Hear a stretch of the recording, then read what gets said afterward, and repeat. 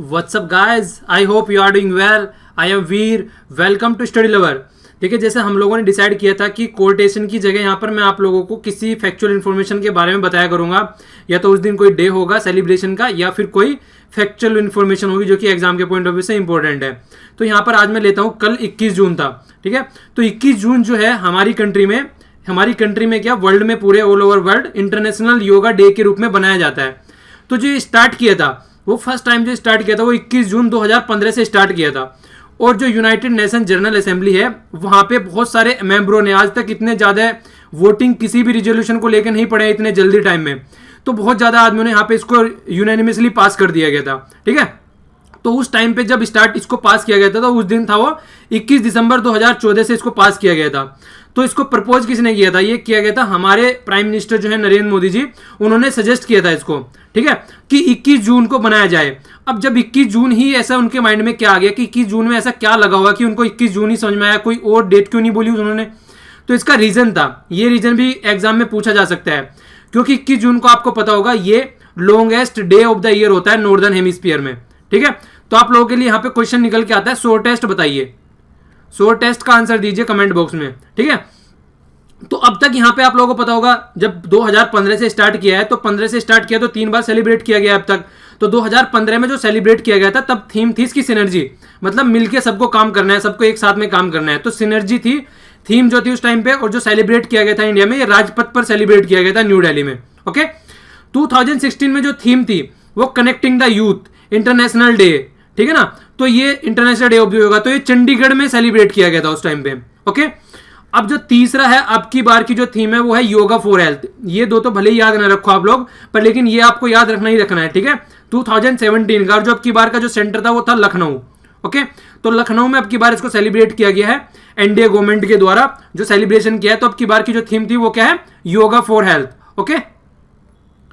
और यहाँ पर जो हमारा इसको डिस्कस करने का तरीका होगा, डेली आप लोगों को अगर आप लोग कहते हैं तो डेली आप लोगों को यहाँ पर मैं एक मेंस का क्वेश्चन भी दे दिया करूंगा, जिससे आप लोग उसका आंसर भी लिखना अगर चाहेंगे तो वो भी आप लोगों के लिए अवेलेबल होगा। और इसके अलावा जो ऑब्जेक्टिव क्वेश्चन होंगे वो बीच बीच में मैं पूछता ही रहूंगा। और इसके अलावा लास्ट में भी 3 से 4 या 5 क्वेश्चन डालना स्टार्ट कर दूंगा। अभी पहले थोड़ी सा बेसिक्स यहाँ पे चलेगा, जब हम कॉन्स्टिट्यूशन को ढंग से स्टार्ट कर देंगे तब मैं वहाँ पे ऑब्जेक्टिव टाइप क्वेश्चन भी डालना स्टार्ट कर दूंगा अलग से। वैसे बीच में तो पूछता ही रहूंगा कंटिन्यूसली, जैसे नॉर्मली मैं पूछता हूँ, ओके। तो देखिए, रिलीजन वर्सेस कॉन्स्टिट्यूशन की बात की गई है। तो कॉन्स्टिट्यूशन समझने से पहले हमको रिलीजन समझना पड़ेगा। क्यों? क्योंकि पुराने टाइम में रिलीजन ही कॉन्स्टिट्यूशन हुआ करता था, ठीक है। कॉन्स्टिट्यूशन एक्चुअली है क्या? कॉन्स्टिट्यूशन एक ऐसा डॉक्यूमेंट है जो एक पाथ दर्शन करता है, खासकर स्टेट के लिए, गवर्नमेंट के लिए भी, और खासकर उसके सिटीजन के लिए भी, उनके राइट्स होते हैं उसमें, वो सारी चीजें लिखी होती हैं। पर एक टाइम ऐसा था जब कॉन्स्टिट्यूशन था ही नहीं, उस टाइम पे भी सोसाइटी थी, उस टाइम पे भी दुनियादारी चला करती थी। तो उस टाइम पे कैसे दुनियादारी चला करती थी? तो उस टाइम पे जो दुनियादारी चला करती थी वो सारी रिलीजन के बेस पे चला करती थी। अब रिलीजन के बेस पे कैसे चला करती थी? आप लोगों ने देखा होगा, जो एडमिनिस्ट्रेशन पढ़ते हैं उनको पता भी होगा, जो जितना भी रिलीजन है, जितने भी सारे रिलीजन है, किसी पर्टिकुलर रिलीजन की बात नहीं कर रहा हूं मैं, जितने भी रिलीजन है, रिलीजन को फ्रेंड माना जाता है एडमिनिस्ट्रेशन का। क्यों?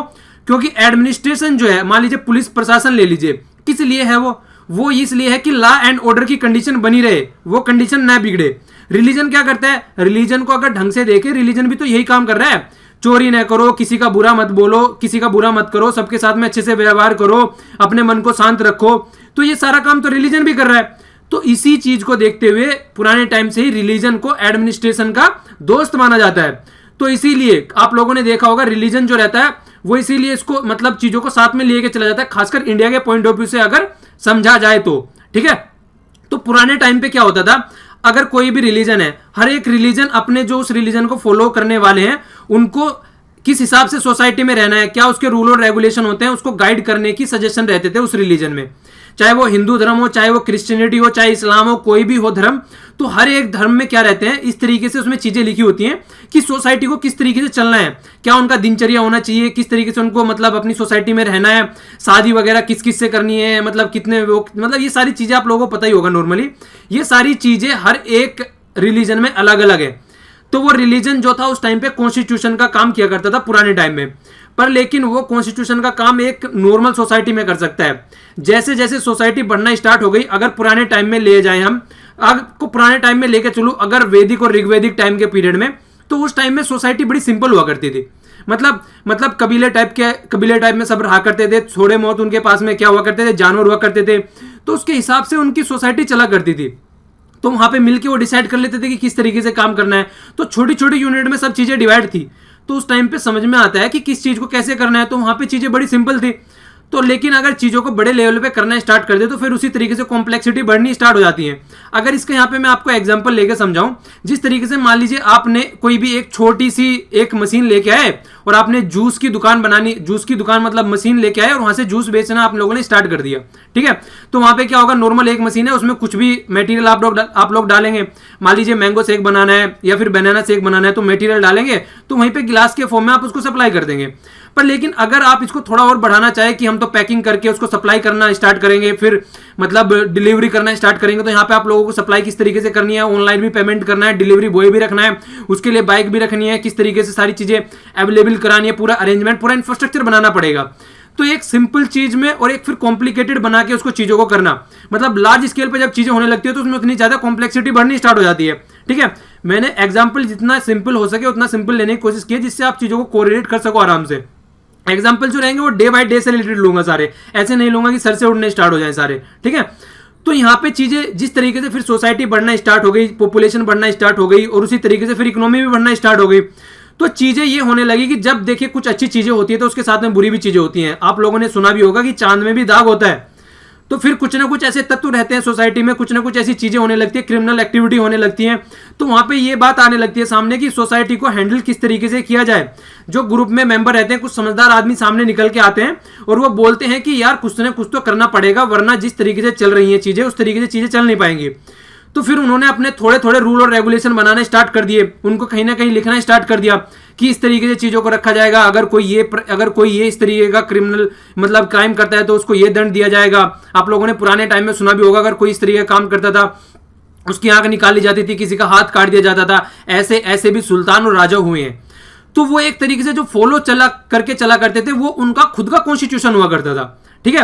हालांकि वो टेम्परेरी हुआ करता था, एक पर्टिकुलर एरिया में वो एप्लीकेबल रहता था। ये राजा इस एरिया में रह रहा है तो ये इसका हो गया, दूसरे एरिया में कोई रह रहा है तो उसका एरिया हो गया।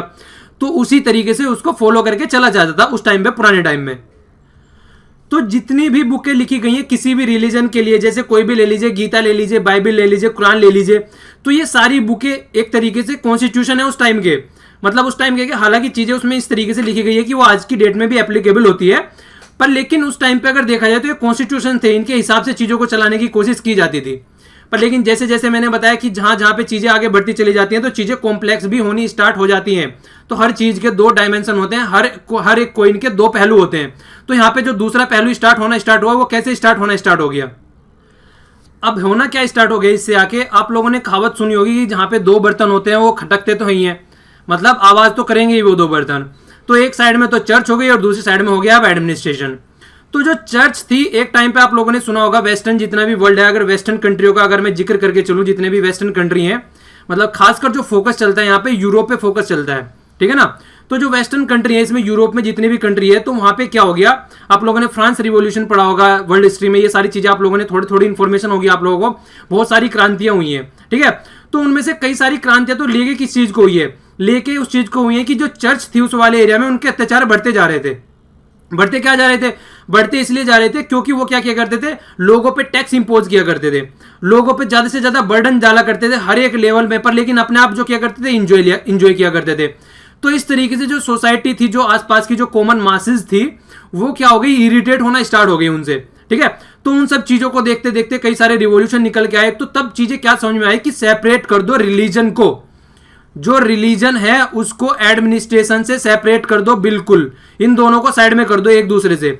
तो यहां से निकल के आया सेक्युलरिज्म का कॉन्सेप्ट। सेक्युलर बनाना है चीजों को। सेक्युलर का मतलब क्या होता है, नॉर्मल। अगर सेक्युलरिज्म का भी कॉन्सेप्ट दो तरीके से होता है, जो मैं आप लोगों को कई बार आगे भी जिक्र करूंगा, आगे भी डिस्कस करूंगा उसको, पर थोड़ा सा यहीं पे समझ लीजिए।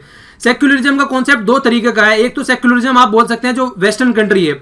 अब यहाँ पे वेस्टर्न कंट्री कैसे बोलता हूँ ये भी थोड़ा समझ लीजिए आप लोग। देखिए जैसे यहाँ पे हमारी कंट्री की सिचुएशन ये हो गई, ये हमारी कंट्री की पोजीशन है, तो जो भी हमसे इधर है इनको तो वेस्टर्न साइड बोल देते हैं, और जो भी हमसे इधर है इनको ईस्टर्न साइड बोल देते हैं। तो इसीलिए इसको वेस्टर्न कंट्री बोला जाता है यहाँ पे, ठीक है ना। तो यहाँ पे थोड़ा सा इसलिए इसका बेसिक सा कॉन्सेप्ट आप लोग बोल सकते हैं इसको, ठीक है। तो यहाँ पे जो था, जो वेस्टर्न वर्ल्ड में था, जो सेक्युलरिज्म का कॉन्सेप्ट, वहां पे जो चर्च की जो मतलब दादागिरी थी वो बहुत ज्यादा बढ़ती जा रही थी, अगर मैं बिल्कुल लेमैन वाला वर्ड यूज करूं तो। उनकी दादागिरी को बिल्कुल साइड में करने के लिए तो क्या किया गया, सेपरेट कर दिया बिल्कुल रिलीजन को और एडमिनिस्ट्रेशन को। तो ये चीजें वहां पे की गई। तो रिलीजन और दोनों को सेपरेट करने के बाद में जो कॉन्सेप्ट निकल के आया उसको सेक्युलर बोल दिया गया, ठीक है ना। तो कि सेक्युलर रहना है हमको, किसी भी धर्म को इसमें एडमिनिस्ट्रेशन में इन्वॉल्व नहीं करना है। पर अगर इंडिया पे आप लोग आ जाए, इंडिया का सेक्युलरिज्म का कॉन्सेप्ट आपसे इंटरव्यू में भी पूछा जा सकता है, तो इंटरव्यू का भी क्वेश्चन बन जाता है। यहाँ पे जो सेक्युलरिज्म का कॉन्सेप्ट है वो कंप्लीटली डिफरेंट है। डिफरेंट कैसे है, यहाँ पे हमारा रिलीजन, अगर आप कॉन्स्टिट्यूशन को भी उठा के देखें तो कॉन्स्टिट्यूशन में भी चीजें लिखी हुई हैं उसी तरीके से कि हमारे रिलीजन को सेपरेट बिल्कुल नहीं किया गया एडमिनिस्ट्रेशन से। हाँ, ये है किसी पर्टिकुलर रिलीजन को फॉलो करके हम नहीं चलेंगे, पर लेकिन रिलीजन में जैसे आप लोगों ने देखा होगा, अगर कोई हज की यात्रा पे जा रहा है तो एडमिनिस्ट्रेशन आके वहां पे उनको हेल्प प्रोवाइड कराता है। अगर कोई बद्रीनाथ की या किसी और यात्रा पर जा रहा है, कहीं पे भी किसी कैलाश मानसरोवर की यात्रा पे जा रहा है, तो वहां पे भी सहायता प्रोवाइड कराई जाती है एडमिनिस्ट्रेशन के द्वारा, ठीक है। तो ये इस तरीके की चीज होती है कि कई, गांधी जी ने भी कहा था, देखिए हमारी कंट्री जो है बहुत ही एक रिलीजियस कंट्री है, तो हमारी कंट्री में हम इस चीज को सेपरेट कर ही नहीं सकते हैं। ये वहां पे पॉसिबल है, जहां पे उनका थोड़ा कॉन्सेप्ट थोड़ा डिफरेंट है, वहां पे ये चीजें चल सकती हैं, पर हमारी कंट्री में ये चीजें पॉसिबल नहीं है। तो इसलिए जो हमारा सेक्युलरिज्म का कॉन्सेप्ट निकल के आया वो कंप्लीटली डिफरेंट निकल के आया, जो कि वेस्टर्न कंट्री का सेक्युलरिज्म का कॉन्सेप्ट था। ओके, तो उन्होंने, उनका बनता भी था वहां पे सेपरेट करना, क्योंकि यहां पे जो इनके ऊपर अत्याचार किए गए हैं वो चर्च के द्वारा किए गए हैं। तो चर्च की वजह से तो आदमी क्या कर रहा है, आदमी ने क्या बोला कि एडमिनिस्ट्रेशन में जितना उन्होंने मतलब अपनी चीजें फॉलो करके चल रहे थे, जनता की सुन ही नहीं रहे हैं, उनके ऊपर बर्डन पे बर्डन डाले जा रहे हैं, उनकी सिचुएशन नहीं देख रहे हैं कि क्या सिचुएशन उनकी है, टैक्स पे टैक्स लगाए जा रहे हैं। और टैक्स भी किसी लिए लगाए जा रहे हैं, अपनी जिंदगी को, जो प्रीस्ट वगैरह होते हैं वो अपनी जिंदगी को एंजॉय कर सके आराम से, तो इसीलिए उनके ऊपर बर्डन लगाए जा रहे हैं। तो उन्होंने क्या बोला, इसको अलग कर दो भैया, कि रिलीजन को और कॉन्स्टिट्यूशन, रिलीजन को इसको अलग कर दो। तो वहां से जब चीजें अलग होनी स्टार्ट हो गई, अब रिलीजन तो इन्होंने साइड में कर दिया, अब एडमिनिस्ट्रेशन को चलाने के लिए कुछ तो चीज की जरूरत पड़ेगी ना। अब तक तो रिलीजन चला रहा था, अब जब रिलीजन साइड में हो गया तो अब कैसे एडमिनिस्ट्रेशन को चलाओगे आप लोग, ये बताइए। तो फिर सोर्स ऑफ द लॉ क्या होने लगा, मतलब किस तरीके से रूल और रेगुलेशन बनाने हैं, क्या सोसाइटी के राइट्स होने चाहिए, किस तरीके से एडमिनिस्ट्रेशन होना चाहिए। तो वो चीजें, कुछ तो कंट्री ऐसी है जिन्होंने लिखनी स्टार्ट कर दी अपनी, कि हम इन चीजों को लिख लेते हैं कि इन चीजों को हम फॉलो करके चलेंगे। बट कुछ कंट्री ऐसी है उन्होंने ये बोला कि लिखना नहीं है, पर जैसे जैसे चीजें आती रहेंगी, मान लीजिए किसी ने क्राइम किया और किसी की हत्या कर दी, तो उसको जो दंड दिया जाएगा आने वाले टाइम में उसी को पैमाना मान लिया जाएगा, और फिर आने वाले टाइम में अगर कोई हत्या करता है तो उसको यही दंड दिया जाएगा। तो इस तरीके से यहाँ पे चीजें इवॉल्व होना स्टार्ट हो गई। पर यहाँ पे चीजें राइट कर दी इन्होंने कि अगर किसी ने हत्या कर दी तो जिस तरीके से हमारे यहाँ पे इंडियन पीनल कोड है तो उसमें सारी धारे रखी हुई हैं कि किसी ने हत्या कर दी या फिर सबूत मिटा दिए, वो सब चीजें कर दी, तो उन पे वो चीजें लगेंगी, ठीक है। तो वो कॉन्स्टिट्यूशन का पार्ट नहीं है, वो उसको अलग रखना। पता चला बोलो कि इंडियन पीनल कोड भी कॉन्स्टिट्यूशन का पार्ट है, नहीं, वो अलग है, ठीक है। तो पर लेकिन चीजें जो हुई वो लिखना स्टार्ट कर दी यहाँ पे, और इन्होंने अनरिटन रखी। इन्होंने बोला कि चीजें जितना होती रहेंगी सोसाइटी में उस तरीके से इवॉल्व होती रहेंगी, हम चीजों को देखते रहेंगे और अपने रूल और रेगुलेशन बनाते रहेंगे। पर इन्होंने क्या बोला, इन्होंने ये बोला नहीं, ऐसा नहीं है, हम चीजों को लिखेंगे और लिखने के बाद में, राइटिंग करने के बाद में जो चीजें आएंगी निकल के, उनके हिसाब से हमको अपनी सोसाइटी चलानी है। तो दो चीजों में डिवाइड हो गया, एक तो रिटर्न हो गई चीजें और एक हो गई जिन्होंने कुछ भी नहीं लिखा है, ठीक है ना। एक तो रिटर्न हो गई और एक हो गई अनरिटर्न। तो दोनों में ये डिफरेंस आ गए यहाँ पे। तो दो कॉन्स्टिट्यूशन के आप लोगों को डिफरेंस भी आप लोगों को पता होगा, पूछा जाता है कई बार कि what is the difference between written and unwritten constitution. ये वर्ड आप लोगों ने कई बार सुना होगा। तो अब आप लोगों को दोनों में डिफरेंस समझाता हूं मैं यहाँ पर। एक तो हो गया, एक साइड में तो हो गया रिटन कॉन्स्टिट्यूशन। रिटन कॉन्स्टिट्यूशन का सबसे पहला डिफरेंस क्या है दोनों में, रिटन में और अनरिटन कॉन्स्टिट्यूशन में? सबसे पहला डिफरेंस तो यही है कि यहाँ पे आप लोगों के हाथ में एक सिंगल कॉपी होगी, आप उसको अपने बैग में डालकर घूम सकते हैं और पता होगा कि किस दिन ये हमारा इनेक्ट किया गया है, किस दिन हमारी कॉन्स्टिट्यूशन असेंबली ने इसको बनाना स्टार्ट किया और किस दिन इसको फिनिशिंग लाइन दी, कितने इसमें आर्टिकल्स हैं और कितने इसमें सारी चीजें रखी गई हैं। एक एक चीज डिफाइन रहती है एक बुक के अंदर। तो ये कुछ टाइम के अंदर अपना कॉन्स्टिट्यूशन बताइए कितने टाइम के अंदर हम लोगों ने अपना कॉन्स्टिट्यूशन लिखा है, ठीक है। और ओरिजिनली हमारे कॉन्स्टिट्यूशन में जो आर्टिकल है वो कितने आर्टिकल हैं, दूसरा क्वेश्चन। तीसरा क्वेश्चन क्या आप लोगों के लिए, कितने शेड्यूल्ड है, मतलब कितने शेड्यूल्ड थे स्टार्टिंग में, ओके। अबे यार फिर से लिख दिया। इसके अलावा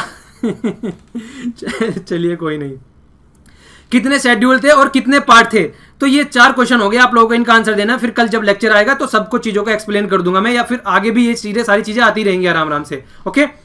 तो यहाँ पे देखिए क्या हुआ, एक कॉपी हो गई हमारे पास में, पर लेकिन यहाँ पे क्या हुआ, अगर आज ने किसी का मर्डर कर दिया उसको ले लिया, परसों किसी ने चोरी कर ली उसको ले लिया, तो ये जो होता है ये 100 साल और 150 साल में इसको इवोल्व होने में लग जाते हैं। तो ऐसा नहीं है एक दिन में बैठ के कर दिया, और यहाँ पे कोई स्टार्टिंग डेट भी नहीं होती है जो अनरिटन कॉन्स्टिट्यूशन है, ठीक है। तो ये दोनों में सबसे बड़ा डिफरेंस तो यही होता है। तो इसके अलावा जब कॉन्स्टिट्यूशन आ गया तो सबसे बड़ी बात क्या हो गई, सबसे सुप्रीम कौन हो गया यहाँ पे, कॉन्स्टिट्यूशन आने के बाद में सबसे सुप्रीम पावर किसके हाथ में आ गई, तो सुप्रीम कोर्ट के हाथ में आ गई ना, वही तो कॉन्स्टिट्यूशन का इंटरप्रेटर है, वही तो कॉन्स्टिट्यूशन को एक्सप्लेन करता है। तो जो सबसे बड़ी पावर हो गई वो किसके हाथ में हो गई, सुप्रीम कोर्ट के हाथ में हो गई। पर लेकिन यहाँ पे किसके हाथ में हो गई, आप लोग समझ सकते हैं, जब डे बाय डे कोई उल्टे सीधे काम करेगा तो लॉ कौन बनाएगा, पार्लियामेंट बनाएगी ना। तो यहाँ पे सबसे ज्यादा पावर किसके हाथ में हो गई, पार्लियामेंट के हाथ में हो गई।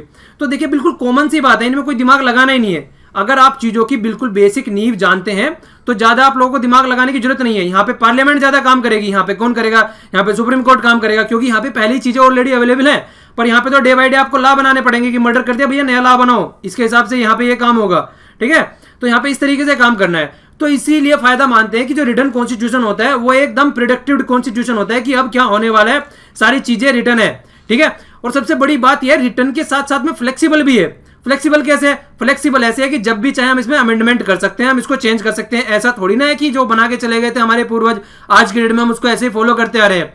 यार इतने सारे अमेंडमेंट कर चुके हैं हम, इसमें 100 से भी ज्यादा अमेंडमेंट हो चुके हैं आज की डेट में इसमें देखा जाए तो इसीलिए इसको बोलते हैं, ये भी वर्ड कई बार पूछा जाता है, इसीलिए इसको क्या बोलते हैं, एक वर्ड यूज होता है आप लोगों ने बहुत बार सुना होगा, लाइव डॉक्यूमेंट बोला जाता है कॉन्स्टिट्यूशन को। लाइव डॉक्यूमेंट इसीलिए बोला जाता है क्योंकि हमारा कॉन्स्टिट्यूशन सोसाइटी के हिसाब से चेंज होता रहता है। अगर किसी चीज की जरूरत पड़ गई चेंज करना है तो हम वहां पे उसमें अमेंडमेंट कर देते हैं, मिलके सारी हमारी पार्लियामेंट, लोकसभा, राज्यसभा और प्रेसिडेंट तो सब मिलके काम करते हैं, कॉन्स्टिट्यूशन को चेंज कर दिया जाता है। इसीलिए ये क्वेश्चन भी इंटरव्यू में पूछा जाता है कई बार कि हम अपने कॉन्स्टिट्यूशन को एक जीवित कॉन्स्टिट्यूशन क्यों बोलते हैं, क्योंकि उसमें अमेंडमेंट किया जा सकता है, वो फ्लेक्सिबल है अकॉर्डिंग टू द सोसाइटी और अकॉर्डिंग टू द टाइम, जैसे जैसे टाइम आगे बढ़ता है उसमें चेंजेस किए जा सकते हैं।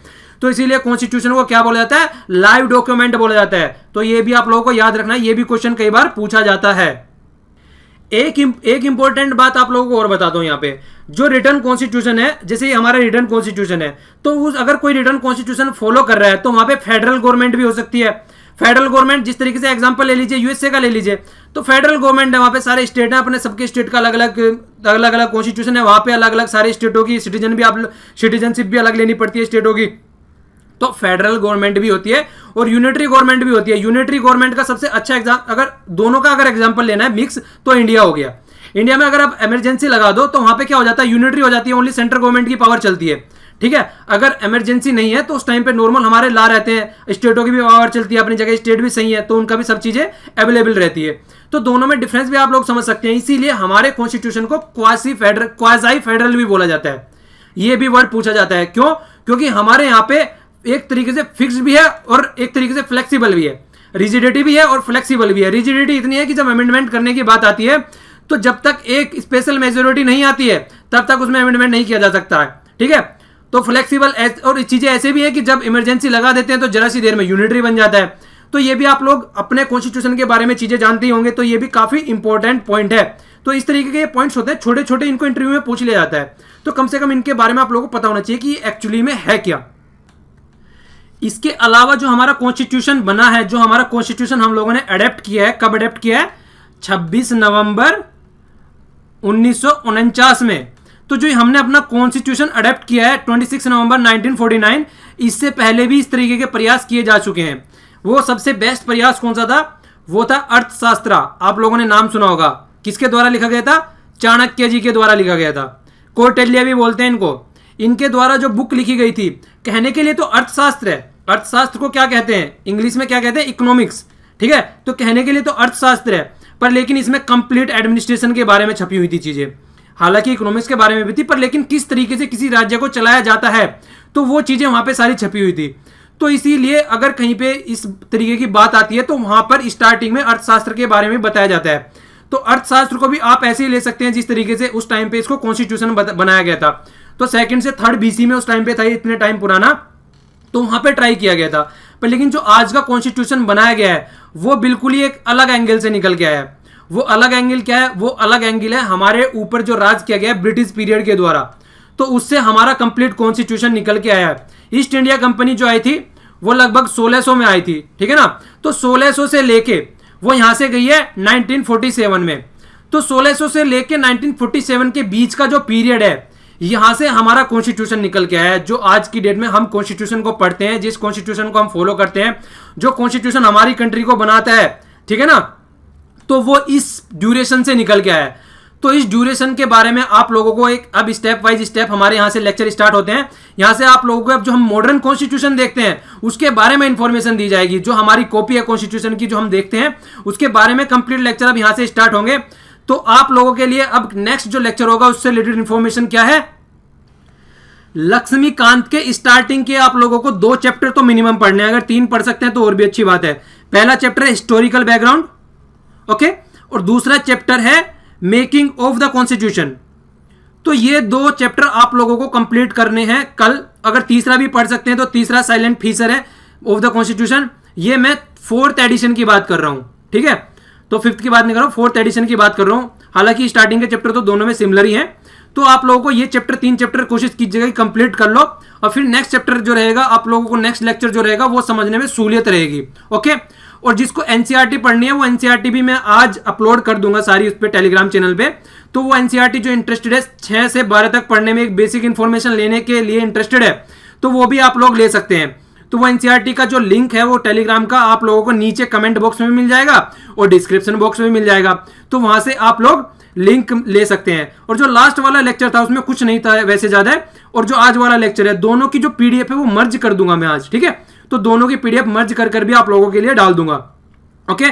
और इसके अलावा पीआईबी के बारे में बहुत सारे बच्चे पूछ रहे हैं। देखिए पीआईबी आप 25 तक रुक जाइए। अगर 25 और 26 तक स्टडी आईक्यू पे कोई पढ़ाना स्टार्ट करता है तो सही है, नहीं तो फिर क्या करूंगा, फिर मैं उसको यहाँ पे स्टार्ट कर दूंगा, ठीक है। तो ये चीजें मतलब, वरना फिर मैं इसको स्टडी लेवल पे स्टार्ट कर दूंगा। मुझे चांसेस लग रहे हैं कि वहां पे स्टार्ट करेंगे, सर से बातें हो रही थी तो देखो अभी थोड़ा बिजी चल रहा है हल्का सा शेड्यूल, तो वरना फिर मैं आप लोगों के लिए यहाँ पे स्टार्ट कर दूंगा, ओके। तो टेंशन मत लीजिए, चीजें सारी कवर करके चली जाएगी। बस आप लोग जितना भी आप लोगों को लेक्चर समझ में आता है उसको देखिए शेयर कीजिए, जिससे स्टार्टिंग से जो भी फॉलो करके चलना चाहता है सबको फायदा हो जाए। तो कम से कम फेसबुक पर जितना ज्यादा आप शेयर कर सकते हैं शेयर कीजिए, जिससे कि बच्चे जो है कोचिंग में और इधर उधर पैसे अपने वेस्ट न करें, ओके। और मैं अगर कहीं भी कुछ भी पढ़ाऊंगा, चाहे वो स्टडी आईक्यू पे हो चाहे स्टडी लेवल पे हो, तो यहाँ पे सारी चीजें अवेलेबल आप लोगों को फ्री ऑफ कॉस्ट रहेगी, ठीक है। तो ये चीजें आप लोग याद रखिए। तो इसलिए प्लीज शेयर कीजिए लोगों को, जिससे कि जो भी पढ़ना चाहते हैं, जो कुछ समझना चाहते हैं, उन तक चीजें पहुंच जाए। और पसंद आता है तो लाइक कीजिए, नहीं पसंद आता है तो डिसलाइक कीजिए। और अगर कुछ और चेंजेस इंप्रूवमेंट आप लोग चाहते हैं तो नीचे कमेंट बॉक्स में लिखिए, ओके। तो आज के लिए इतना ही। Thanks a lot for listening. Jai Hind.